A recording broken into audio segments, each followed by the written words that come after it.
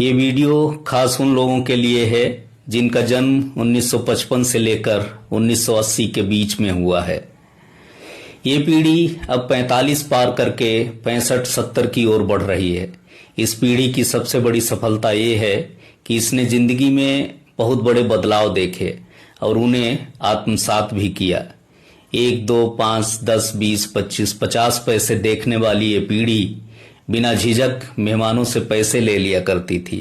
स्याही, कलम, pencil, pen से शुरुआत कर आज ये पीढ़ी स्मार्टफोन, लैपटॉप, पीसी को बखूबी चला रही है।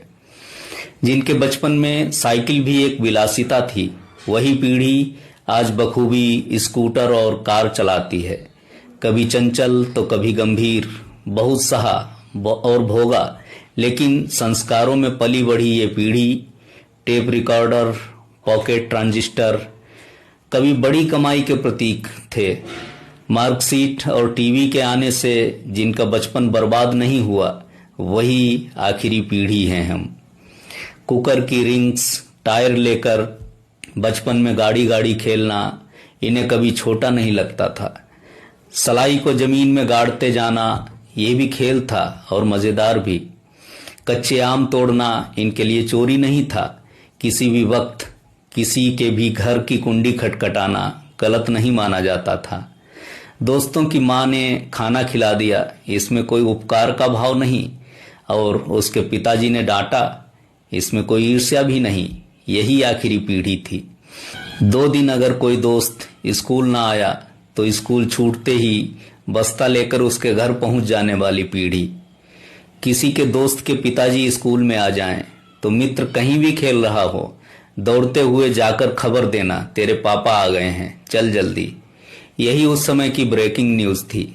लेकिन मोहल्ले में किसी भी घर में कोई कार्यक्रम हो तो बिना संकोच, बिना विधि निषेध काम करने वाली पीढ़ी। कपिल, सुनील गावस्कर, वेंकट, प्रसन्ना की गेंदबाजी देखी। पीट संप्रस, भूपति, स्टेफी ग्राफ, अगासी का टेनिस देखा।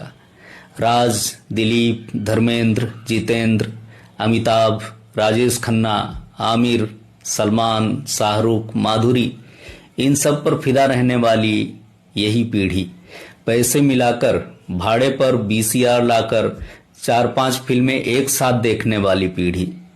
नाना, ओमपुरी, सबाना, स्मिता पाटिल, गोविंदा, जग्गू दादा, सोनाली जैसे कलाकारों को देखने वाली पीढ़ी।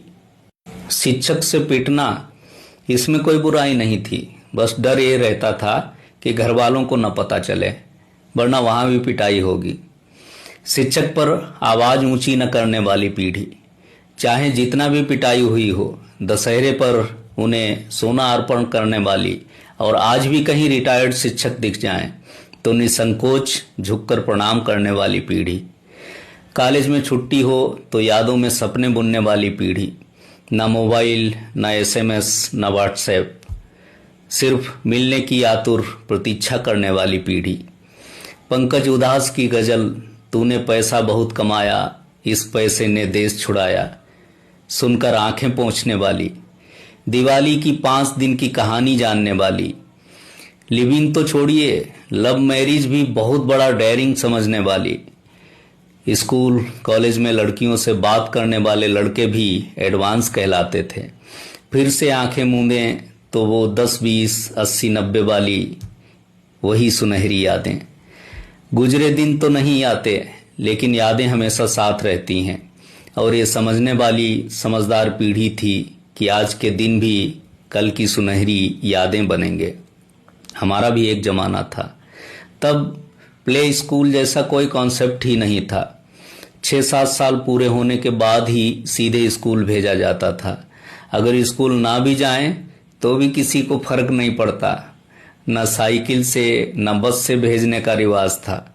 बच्चे अकेले स्कूल जाएं, कुछ अनहोनी होगी, ऐसा डर माता पिता को कभी नहीं हुआ।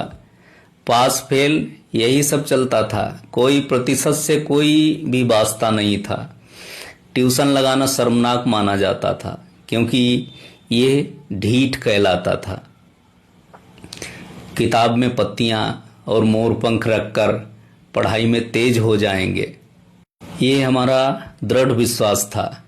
कपड़े की थैली में किताबें रखना, बाद में टीन के बक्से में किताबें सजाना, ये हमारी क्रिएटिव स्किल था। हर साल नई कक्षा के लिए किताब कॉपी पर कवर चढ़ाना, ये तो मानो वार्षिक उत्सव होता था। साल के अंत में पुरानी किताबें बेचना और नई खरीदना, हमें इसमें कभी शर्म नहीं आई। दोस्त की साइकिल की डंडे पर एक बैठता, कैरियर पर दूसरा, और सड़क सड़क घूमना, यही हमारी मस्ती थी। स्कूल में सर से पिटाई खाना, पैरों के अंगूठे पकड़कर खड़ा होना, कान मरोड़कर लाल कर देना, फिर भी हमारा ईगो आगे नहीं आता था। असल में हमें ईगो का मतलब ही नहीं पता था। मार खाना तो रोजमर्रा का हिस्सा था। मारने वाला और खाने वाला दोनों ही खुश रहते थे। खाने वाला इसलिए कि चलो आज कल से कम पड़ा, और मारने वाला इसलिए कि आज फिर मौका मिला। नंगे पांव लकड़ी की बैट और किसी भी बॉल से गली गली क्रिकेट खेलना, वही असली सुख था। हमने कभी पॉकेट मनी नहीं मांगा और न माता पिता ने दिया। हमारी ज़रूरतें बहुत छोटी थीं, जो परिवार पूरा कर देता था। दिवाली में लवंगी फुलझड़ी की लड़ी खोलकर एक एक पटाखा फोड़ना हमें बिल्कुल भी छोटा नहीं लगता था। कोई और पटाखे फोड़ रहा हो तो उसके पीछे पीछे भागना, यही हमारी मौज थी। हमने कभी अपने माता पिता से ये नहीं कहा कि हम आपसे बहुत प्यार करते हैं, क्योंकि हमें आई लव यू कहना आता ही नहीं था। आज हम जीवन में संघर्ष करते हुए दुनिया का हिस्सा बने हैं। कुछ ने वो पाया जो चाहा था, और कुछ अब भी सोचते हैं क्या पता स्कूल के बाहर हाफ पैंट वाले गलियों के ठेले पर दोस्तों की मेहरबानी से जो मिलता वो कहाँ चला गया। हम दुनिया के किसी भी कोने में रहें, लेकिन सच ये है कि हमने हकीकत में जिया और हकीकत में बड़े हुए। कपड़ों में सिलवटें ना आए, रिश्तों में औपचारिकता रहे, ये हमें कभी नहीं आया। हमने कभी अपनी किस्मत को दोष नहीं दिया। आज भी हम सपनों में जीते हैं, शायद वही सपने हमें जीने की ताकत देते हैं। हमारा जीवन वर्तमान से कभी तुलना नहीं कर सकता। हम अच्छे हों या बुरे, लेकिन हमारा भी एक जमाना था।